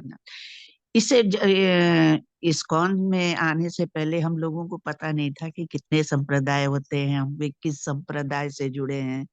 तो पहले हम कृष्ण जैसे शिव भक्त थे, शिव जी की पूजा में तो बचपन से करती आ रही हूँ, परंतु जब मैं इस्कॉन में आने लगी तो थोड़ा सा नाम मेरा मन जो है वो परिवर्तित होने लग गया। तो अब मैं कृष्ण भक्ति मतलब कृष्ण ब्रह्म संप्रदाय से जुड़ गई। तो अब क्या इसमें मेरे अंदर, मतलब मैं किस संप्रदाय को अपना मानूं? आपको भगवान श्री कृष्ण का ब्रह्म संप्रदाय को अपना मानना चाहिए। जी। उसमें शंकर भगवान नाराज थोड़ी होंगे, शंकर भगवान प्रसन्न होंगे। जी जी आपको भी यही भक्ति सिखाते हैं। जी ठीक। उन्होंने जब नरसिंह मेहता ने पूछा, नरसिंह मेहता को भगवान ने पूछा क्या वरदान चाहते हो, बोले प्रभु आप जो वरदान सबसे अच्छा समझते हैं, जो आपको प्यारी वस्तु हो वो आप मेरे को दे दो। तब उन्होंने समझ लिया कि अच्छा मेरी प्यारी वस्तु तो भगवान श्री कृष्ण की भक्ति है, जो मैंने अभी तक पार्वती को भी छुपा करके रखी है, लेकिन अब इसने ऐसी बड़ी चीज मांग ली है तो इसको देनी पड़ेगी। तो भगवान उसे रासलीला में ले गए, शंकर भगवान, उन्होंने कृष्ण भक्ति दिया उनको। ठीक है जी जी आप ब्रह्म संप्रदाय में अपने आप को मानते हो, आगे बढ़िए। जी, धन्यवाद प्रभु जी। यह श्यामा देवी माता जी। हरे कृष्णा प्रभु जी, दंडवत प्रणाम। कृष्णा धन्यवाद प्रणाम। जी प्रभु जी, गुरु महाराज जी ने मुझे 64 माला के लिए आज्ञा दी थी, लेकिन घर की सेवाओं की वजह से मैं 48 ही कर पाती हूँ, और इस वजह से ना मुझे बहुत सारा ऐसे ग्लानि होती है कि मैं उनकी आज्ञा का पालन नहीं कर पाती हूँ। प्रभु जी मेरा मार्गदर्शन कीजिए। प्रयास करना चाहिए, जितना हो जाए अच्छी बात है, और धीरे धीरे आज्ञा पालन तो मैं भी नहीं कर पाता हूँ तो मैं आपको कैसे कह दूँ। हम सभी को आज्ञा पालन करने का प्रयास करना होता है। आज्ञा महाराज या साधु जन बड़ी बड़ी देते हैं जिससे कि हम ऊपर की ओर उठते चले जाएं। बाकी ईमानदारी से चेष्टा तो करनी चाहिए, बाकी जितना सफल हो जाए उनकी कृपा से हो पाएंगे। याचना करनी कि आप शक्ति दें, सामर्थ्य दें, जिससे हम आपकी आज्ञा पालन कर सकें। बाकी बहुत ज्यादा करने की आवश्यकता नहीं है। हाँ, तो मन में बहुत दुख रहता है कि मैं उनकी आज्ञा का पालन नहीं कर पाती हूँ, इसलिए मुझे इसका भी बहुत ज्यादा दुख रहता है मन में। कोई नहीं, ये दुख बढ़ता चला जाएगा धीरे धीरे, तो अपने आप ही करने लग जाएंगे आप। कोशिश बहुत करती हूँ कि मैं 64 करूँ, उनकी आज्ञा पालन 3-4 महीने कर पाई बड़ी मुश्किल से। तो फिर घर में वो सारा डिस्टर्ब हो जाता है, मतलब इतना टाइम नहीं होता है कि घर की सेवा ही हमारे लिए है। भगवान के विग्रह हैं, उनका भी भोग लगाने का होता है घर पे। समझ तो सकता हूँ। जी कोई नहीं, मैनेज करना होता है, देश काल परिस्थिति के अनुसार धीरे धीरे प्रयास करना होता है। इसलिए सब मैं बैलेंस। कहता हूँ व्यक्ति को साल में 1 माला पहले से बढ़ाते चलना चाहिए बचपन से ही, जिससे कि जो जितने साल का है उतने माला हो उसकी बढ़ती चली जाए, तो उसको दिक्कत नहीं होगी, मैनेज करने में आदत पड़ जाएगी। लेकिन हम इतना हर साल 1-1 माला बढ़ाते हुए जितने साल के हैं उतने कर नहीं पाते, वो भी नहीं कर पाते। तो नहीं तो 80 साल का व्यक्ति हो जाता है तो 80 माला अपने आप ही करने लगेगा ना। 50 साल का हो जाता तो 50 माला अपने आप ही होने लगेगी उसकी। लेकिन हम थोड़े ढीले पड़े रहते हैं। कोई नहीं माता जी, सब धीरे धीरे होता है। गुरु जी आज्ञा तो देते ही है, हमें ईमानदारी से प्रयास करना भी चाहिए, लेकिन हम कर पाए इसके लिए समय लग जाता है। ठीक है, हरे कृष्ण। हरे कृष्ण प्रभु जी, धन्यवाद प्रभु। यस पायल माता जी। हरे कृष्णा प्रभु जी, दंडवत प्रणाम। हाँ। प्रभु जी, आपने अभी बताया कि हमें 4 चीजें नियमित रूप से करनी चाहिए। जो सेवा होती है, जो घर में हमारी डीएटी सेवा होती है, भोग लगाना, उनको तैयार करना, ये भी सेवा में आती है या हाँ मंदिर में बिल्कुल, अलग जाकर करनी चाहिए? ये सेवा में ही आता है, ये सही है। मतलब ये मतलब जैसे मैंने यहाँ डिवोटी से लोकल वहाँ सुना है कि मंदिर की भी सेवा होती, जितना कर पाते हैं वैसे मैं तो नहीं कर पाती हूँ, क्योंकि मंगला आरती करनी होती है, फिर भी अपनी डीएटीज की सेवा करनी होती है, फिर हॉस्पिटल जाना होता है। तो वो क्या फिर अपराध में आ जाता है अगर हम वो मंदिर की सेवा नहीं कर पाते, मतलब शारीरिक रूप से? नहीं, मैनेज करने की पूरी चेष्टा करनी चाहिए, नहीं हो पाती तो कोई बात नहीं, कहीं ना कहीं भगवान की सेवा होनी चाहिए। मंदिर में हो तो ज़्यादा अच्छा है, मंदिर में नहीं हो पाती तो घर में करें, अगर मंदिर दूर है तो। मंदिर नज़दीक है तो घर में ड्यूटी रखने की आवश्यकता नहीं होती, मंदिर में एवरीडे जाना आना प्रयास करना चाहिए। क्योंकि घर में ड्यूटीज को लोग अपने अनुसार नचाने लगते हैं, फिर अपना ही टाइम टेबल सेट करने लगते हैं, वो ठीक नहीं होता। मंदिर में ही भगवान को भोग लगाना चाहिए, जाकर के कुकिंग करना चाहिए। मंदिर नज़दीक हो तो एवरीडे का प्रयास करना चाहिए, मंदिर में सेवा ले लेनी चाहिए, वो ज़्यादा अच्छा रहता है। अगर मंदिर दूर है, नहीं हो पा रहा है, काफ़ी दूर है, तो फिर घर में स्थापित करके प्रयास करना चाहिए। ठीक है। ठीक है प्रभु जी, ठीक है। हरे कृष्ण, दंडवत प्रणाम। यस आदित्य माता जी। हरे कृष्ण प्रभु जी, दंडवत प्रणाम। हाँ। प्रभु जी, मेरा ये क्वेश्चन था कि अभी आपने माता जी को उत्तर में बताया था कि भक्ति में थोड़ा सा प्राइड चलता है, मतलब थोड़ा सा, ज्यादा नहीं। प्रभु जी, मेरे साथ ना, मतलब इसी से मेरे 2 प्रश्न आते हैं। पहला तो ये है कि जब जब मैंने ऐसा सोचा ना, हाँ मैं सुबह उठने लग गई, या फिर अरे वाह मैंने माला कर ली, प्रभु जी पता नहीं क्या मेरे को खुद को ही नजर लग जाती है कि क्या होता है, उसके अगले दिन से पतन हो जाता है मेरा बहुत बुरी तरह से। हाँ। और दूसरा, अभी अभी पूछ लो प्रभु जी। हाँ पूछो।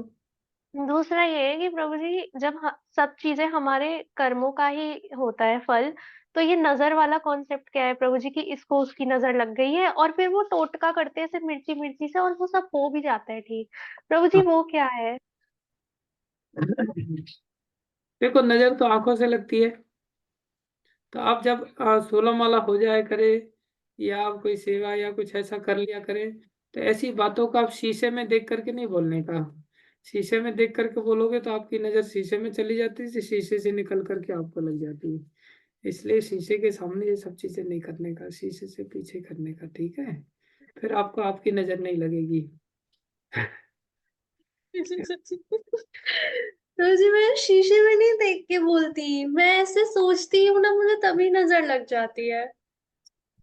तो ऐसे नजर नहीं लगती, ऐसा सोच करके अहंकार हो जाता है, तो भगवान उस अहंकार को तोड़ देते हैं और कहते हैं ये तुम्हारा क्रेडिट नहीं है, ये क्रेडिट तो मेरा है, मेरे भक्तों का है, जिसकी वजह से तुम ये कर पा रहे हो। इसलिए भगवान अहंकार को तोड़ देते हैं। नजर नहीं कहते उसको, अहंकार कहते हैं। तो दूसरा, प्रभु जी मतलब नजर वाला कंसेप्ट रियल है?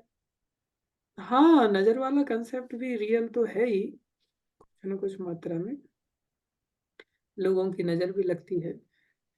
लोग इस सूक्ष्म विचार होते हैं, और लोग टोटका वगैरह भी करते हैं, थोड़ा बहुत इन सब चीजों का असर भी होता है, लेकिन इतना भी असर नहीं होता, नहीं तो हर व्यक्ति काला जादू करके सबसे पहले मोदी को ही टपका देगा, जी। तो उसी को नजर लगा देंगे। ऐसा भी नहीं होता, थोड़ा बहुत होता भी है।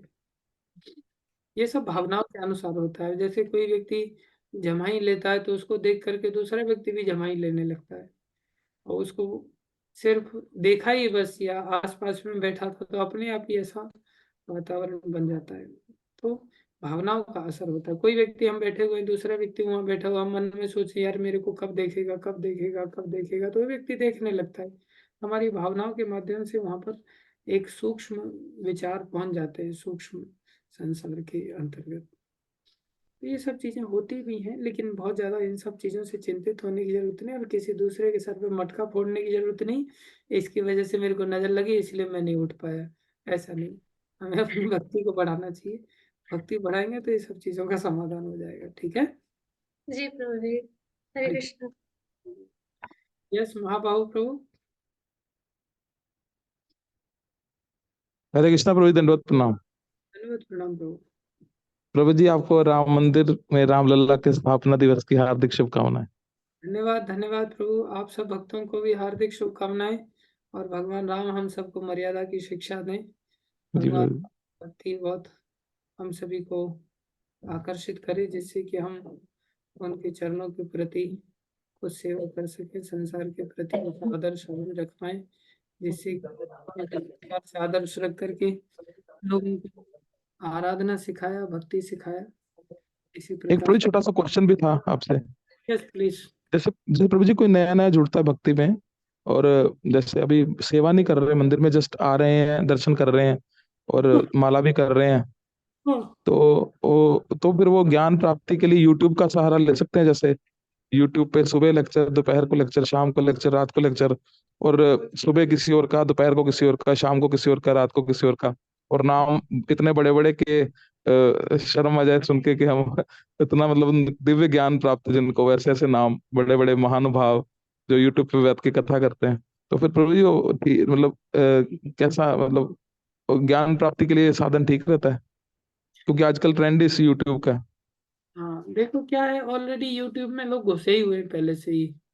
जी प्रभु जी। यूट्यूब में बहुत बड़ी समस्या है कि इतना बड़ा ट्यूब है कि इसमें से पता ही नहीं चलता कि इसका आदि किधर है, अंत किधर है और मध्य किधर है। तो ट्यूब में जी जाना तो वैसे ही ठीक नहीं है वैसे, लेकिन जो जी पहले प्रभु से ही ट्यूब में घुसे हुए हैं उनको आचार्य लोग ट्यूब में जा करके ही कुछ ना कुछ सिखाने की चेष्टा करते हैं। भक्त लोग ट्यूब में ही ले जा करके, क्योंकि ट्यूब की आदत तो उनकी छूटने वाली है नहीं अभी आसानी से, जी तो जी उनको ट्यूब के माध्यम से ही थोड़ा बहुत जोड़ने का प्रयास किया जाता है। लेकिन व्यक्ति को दिव्य ज्ञान के लिए या संसार में निकलने के लिए उसको वास्तव में इस ट्यूब से बाहर आना पड़ेगा, और जी उसे बहुत ज़्यादा वैरायटी के अंतर्गत नहीं जा सकता हो। जैसे एक स्कूल में हम पढ़ते हैं पता, तो फिर ऐसा भाग भाग के नहीं जाते कि दूसरे स्कूल में क्या सिलेबस चल रहा है, तीसरे स्कूल में क्या सिलेबस चल रहा है, और जी तीसरे प्रभु स्कूल का सिलेबस कंप्लीट करके व्यक्ति पहले स्कूल में चला गया, तो टीचर उसको रिकमेंड नहीं करेगा। टीचर कहेगा तुम जिस स्कूल में एडमिशन लियो उसी स्कूल का प्रॉपरली आप सिलेबस कंप्लीट करो, तभी आपको सर्टिफाई किया जा सकता है। जी प्रभु इस ट्यूब से बाहर आकर के एक सिस्टम को अप्रोच करना चाहिए, संप्रदाय में आना चाहिए। संप्रदाय के अंतर्गत भी हमें किसी एक मंदिर में आना चाहिए, एक मंदिर के जी। अंतर्गत भी हमें किसी एक भक्त के अंतर्गत आना चाहिए, तब जाकर के हम सिस्टमेटिकली आगे बढ़ सकते हैं। धन्यवाद प्रभु। और प्रभु जी, फिर ऐसे मन में वो भावना भी आती है कि मैंने उनसे ये सुना और आपकी बात उनसे मैच नहीं होती, उनकी बात उनसे मैच नहीं होती। अगर 10 लोगों को सुनेंगे तो फिर बात आपस में कई बार मैच नहीं होती, तो फिर हाँ, ऐसे दुविधा में नहीं रहेगा व्यक्ति? इसीलिए तो कह रहे हैं ना, ट्यूब से बाहर आना चाहिए व्यक्ति को।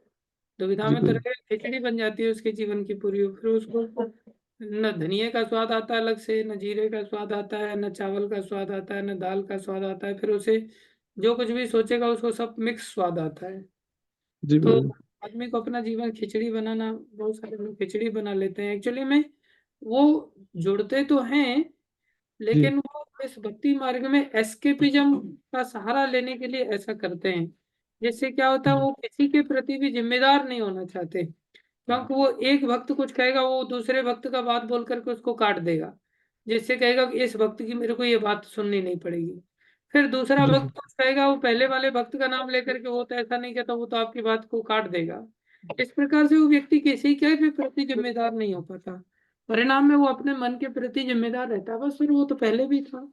इसलिए भक्ति में आकर के बहुत सारे लोग मन वाली ही भक्ति करते, तो और भक्ति भक्ति नहीं है, वो केवल ऐसे ही है जी समझदार। जी प्रभु। खिचड़ी नहीं धन्यवाद बनती। प्रभु जी, धन्यवाद जी। हरे कृष्ण। यस बिंदु माता जी।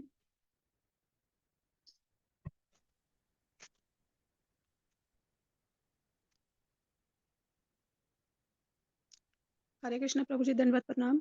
हरे कृष्णा। प्रभु जी, मेरा प्रश्न ये है कि कभी कभार कोई ऐसी सिचुएशन आ जाती है कि हम लोगों को कुंडली दिखानी पड़ती है। हाँ तो कुंडली में मतलब जैसे हम लोग अगर भक्ति लाइन में अगर जुड़े हैं, तो क्या हमें वो ग्रह दोष निवारण करना चाहिए या फिर भगवान पे छोड़ देना चाहिए कि हम लोग चलो भगवान आपके चरणों से जुड़े हुए हैं, हमें ये करना चाहिए, या वो उन ग्रह दोषों का निवारण करना चाहिए? रियली तो देखो, व्यक्ति वही करेगा जैसा उसका स्तर होगा। मेरे कह देने से व्यक्ति वैसा कार्य नहीं कर पाएगा। मैं तो यही कहूंगा कि व्यक्ति को भगवान की आराधना करनी चाहिए और भगवान के ऊपर छोड़ देना चाहिए। जैसे आचार्य कहते हैं, मारो भी राखो भी जो इच्छा तुहार, नित्य दास प्रति तुया अधिकार। मैं तो आपका नित्य दास हूँ, मेरे ऊपर तो आप ही का अधिकार है बस। आप मारोगे तो भी चलेगा, राखोगे तो भी चलेगा। जैसे कल एक भक्त था, वो मेरे हाथ से मार खाते खाते बच गया। मैं उठ गया था उसको मारने के लिए, लेकिन कल नहीं परसों की बात है शायद। लेकिन फिर पता नहीं मैंने क्रोध को पी लिया और फिर बेचारा बच गया। बहुत लंबे समय से मैंने लोगों को मार पीट नहीं की, तो कई बार ऐसा हो जाता है। लेकिन वक्त समर्पित होता है। कई बार लोगों का इतना समर्पण का स्तर ही नहीं होता, तो किसी को खाली थोड़ी सी आंख दिखा दो तो डर के मारे भाग जाता है, तो उसका उतना स्तर ही नहीं है। तो जिसका जैसा स्तर है वो उस स्तर का समर्पण शो करेगा। इसलिए किसी को अगर मैं कह दूं भगवान के ऊपर ही समर्पित रहो, लेकिन उसका स्तर ही नहीं है, वो बेचारा घबराया हुआ रात दिन उसके दिमाग में ग्रह ही घूम रहे हैं रात दिन, कभी राहु कभी केतु कभी शनि कभी मंगल, तो वो तो जाएगा ही जाएगा। इसलिए जैसा जिसका स्तर है उसके अनुसार उसको वैसा प्रयास करना चाहिए। आइडियली हायर प्रयास करना चाहिए। जब मंत्री से अप्रोच करने के बजाय सीधा प्रधानमंत्री को अपना बनाने की चेष्टा करें, तो फिर नीचे का कौन क्या बिगाड़ पाएगा। इसलिए कोई ग्रह फ्रह सब भक्तों के लिए कुछ नहीं होते, ये सब भगवान ही अपने आप सब चीजों को नियंत्रित कर देते हैं, चिंता करने की जरूरत नहीं। तो हमें आराधना करनी चाहिए अच्छी। ठीक है। एक्चुअली जब दिखाया कुंडली दिखाई, एक्चुअली मुझे मेरी बेटी थोड़ी परेशान रहती है, तो वो उस परेशान मतलब सेहत को लेके परेशान रहती है। तो पहले हम लोग यही करते रहे कि हम लोगों ने मतलब भक्ति में ही कि भगवान ने जैसा दिया ना, हमने जहाँ पिछले कर्म जैसे किए तो वो भुगतने पड़ेंगे। लेकिन बेटी परेशान रहती है तो फिर ऑब्वियस है कि माँ बाप भी परेशान होते हैं। तो ऐसे ही फिर लास्ट में वो एक कोई कैसा बोलता है कोई कि दिखाओ, कोई बात नहीं, करके पूछ के तो देखो कि प्रॉब्लम कहाँ पे है। तो वो दिखाते हैं तो फिर हम बोलते हैं कि हम मतलब कृष्णा से जुड़े हुए हैं, हरे कृष्णा से जुड़े हुए हैं। तो वो कहते हैं वो आपकी भक्ति है, लेकिन आपको ग्रह दोष भी तो करना पड़ेगा। फिर कुंडली वाले ये कहते हैं, तो वही कन्फ्यूजन है कि क्या। फिर मैं कहा चलो आप मार्गदर्शन कर लो इसी वजह से। जहाँ पे कृपा राम की हुई तहाँ पे कृपा करे हर कोई, भगवान की आराधना करे, सब समस्याओं का समाधान। जी प्रभु जी। तेरे सभी दुकान का दारू एक पूरी राम नाम दी, जी ये सब समस्याओं का समाधान हो जाता है। ठीक है। जी प्रभु जी। Thank you. Hare Krishna. Hare thank you. We will end here. Hare Krishna. Shrila Prabhupada की जय। भगवान की वाणी भगवत गीता की जय। जगत गुरु श्री प्रभुपाद की जय। वांछा कल्पतरुभ्यश्च कृपा सिंधुभ्यो च पतितानां। हरे कृष्ण।